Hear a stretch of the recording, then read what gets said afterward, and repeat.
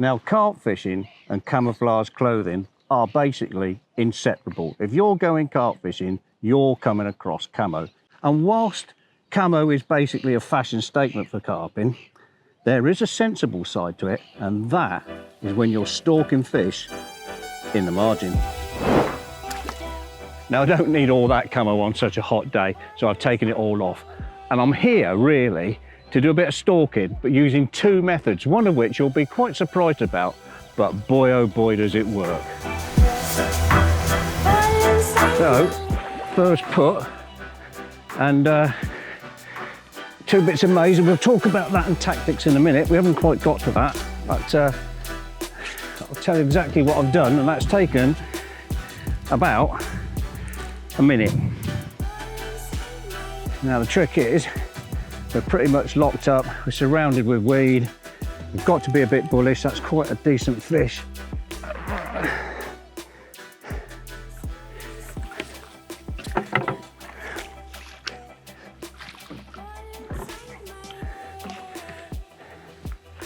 And as ever, the proof of the pudding, as they say. So we'll get him unhooked, we'll put him back, and I'll tell you exactly what's just gone on and why I think that the tactics that I employ for this sort of fishing are almost foolproof. It's about, I reckon, just about a low double. Anyway, I'll pop him straight back because it's quite a warm day, and I'll explain to you about the couple of rigs that I'm using. All will be explained. The rods I've fished with before, it's Sonik Xtractor Plus. That's a 10-foot 3.25 pound test curve rod. We went to Meadowlands and fished with a 9-foot, I think in a 10-foot again. They've got a lot of uses. Obviously for this, I think they're absolutely perfect. I quite like a 10-foot rod, so I would choose a 10 over the 9. But as rods go, they've got the collapsible handle. I can carry it in the back of the car made up. We really like that. The reel is something for me a little bit special. Again, and it's Xtractor Plus. It's Sonic's. It's the carbon, their carbon version of the Xtractor Plus reel. I've been using that barbel fishing before the river season ended. I like its lightweight. I think the clutch is really good. It's got carbon discs. I think it looks really carpy. I like the way it loads. There's nothing I don't like about the reel, and it comes in at a really good price. Now, obviously, there is a slight difference for those of you that are eagle-eyed between that Xtractor Plus rod and the rods we had at Meadowlands. And it's quite simply this. They are available for a limited time with that rather pleasing black camo design. I'd get in while the stocks are there because it is a limited edition.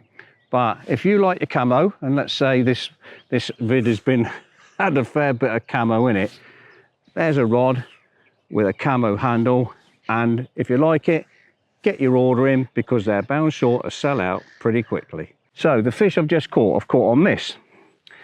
And this is basically an inline drop-off lead, which is set to drop off. I use a really short tail rubber because it doesn't really stick over that very much. It comes off really easily. And I quite like the Avid, the Avid bag, they're the little stems that go in the bottom of the leads, and they don't take anything to come off. I wish I hadn't done that because it's rolled away. Now, that's the setup. I don't use anything light. I think 3 ounces is probably the minimum for me. I haven't got to cast it anywhere, but what I'm after is I've got a slack line, but I do need to like, you have to connect. And because where there's snags like where I've just fished, where there's a lot of lilies, you really do need a proper hook hole because you're almost certainly going to sort of have to hook and haul, if you know what I mean. But you don't think that you need to fish a light lead because it won't bring you an extra bite because I'm using a really short, basically, it's just, it's a bag rig, basically. It's just a braid bag rig, hook size, you can please yourself. Now, hook bait, you might be thinking, what's he got on there? Now, what that is maize, 2 bits of maize. And the reason I use that is, I've done a lot of match fishing in my time, and obviously through work I deal with match anglers still. And match anglers that are catching a lot of carp, and sometimes very big carp in the margins, use a piece of corn or 2 pieces of corn, or sometimes even 3 pieces of corn, and quite a big weight, about 3 to 4 inches from the hook, because they want to keep the bait on the deck when the fish are moving around in shallow water. And because they tend to come in margins in 2s and 3s and they're disturbing, what you don't want is a bait. Let's just say you put a wafter on there, that's doing this. You really don't want that. If they disturb it, it wants to fall straight back down, so you need a heavy bait. And maize, which they have absolutely no fear of, works perfectly for that. It's definitely heavier than corn. And also when it's disrupted, when it's cooked and it splits like that, it produces a lot of starch. So you can see sometimes when you open, I was just trying to get some, when you open a jar of maize, you'll see it's got that white, and that white is a starch, and they really do like that. So that's that method. The second method, you can keep the same hook length, but involves one of these. And if the serious carpers have just recoiled from the screen and go, oh no, look what you're showing us. This is an ESP flatbed. It's 56 grams, which I think is about 2 ounces. Not as heavy as I would like, but you can always put a bit of extra lead on there. But because of the circumference of this, it's quite a big thing for them to move, and you will get a hookup. But where you fancy that you might just get one fish, or it's difficult to feed, if you load this with pellets, and I again would use, I've obviously had a pop-up on there, but I would use the maize for hook bait. But you can get this in for one fish really well. So pellets on there, put the maize, put it in you know, into the pellet like that. In fact, we'll use this rig in a minute, I'll show you. And if you're after just one fish before you move, it's absolutely infallible, especially on venues where pellet is used a lot. I have a mixture of 2 mils and 4 mils that I use, and because of a flatbed feeder, for those of you that are not familiar with sort of method feeders for carp fishing, the flatbed always falls that way up. So no matter how you cast, and obviously we're not using much more than a swing it out, it will always fall like that, so you will always get a perfect presentation. But it is absolutely deadly for margin fish, especially also if you're really in close, because the carp will come right into the grass, and if you want to hold a bait on a, you know, on a slight incline, this is the way to do it. It's really simple, really easy to use, and certainly reaps its rewards. I'll quickly mention the setup because Carper Tom, cameraman, questioned me on it. Said, why don't you just lay it on the floor with the reel upside down and a handle on the floor and then do the bail arm? The reason why I don't do that anymore is this. Even if you put it there and did that, because there's snags in the water when you're margin fishing, I can't afford for anything to go wrong. I need to pick the rod up, be in control, get hold of the reel. I can't afford for it to go around a nettle, a thistle, get stuck on a bit of dirt. Can't afford any of that.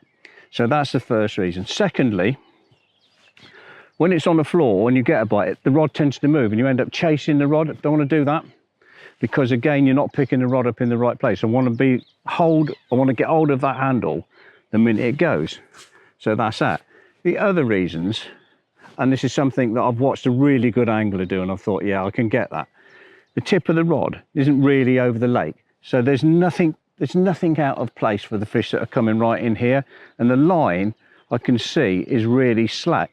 And like we touched on before, because it's quite a heavy weight that end, that slack line, they're not frightened of slack line anyway.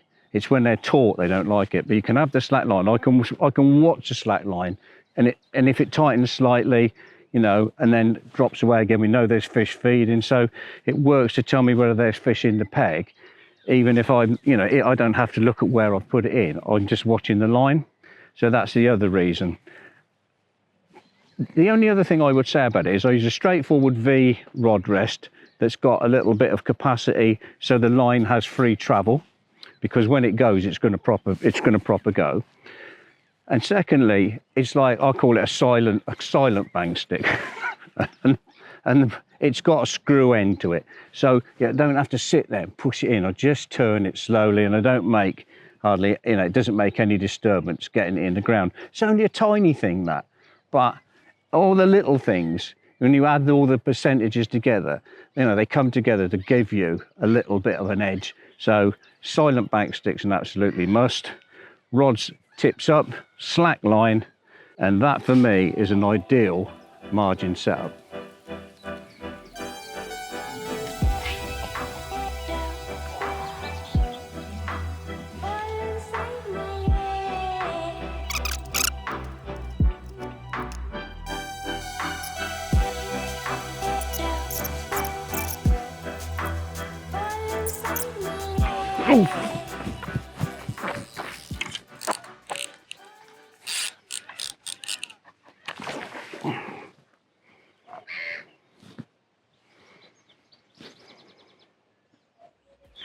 Oops.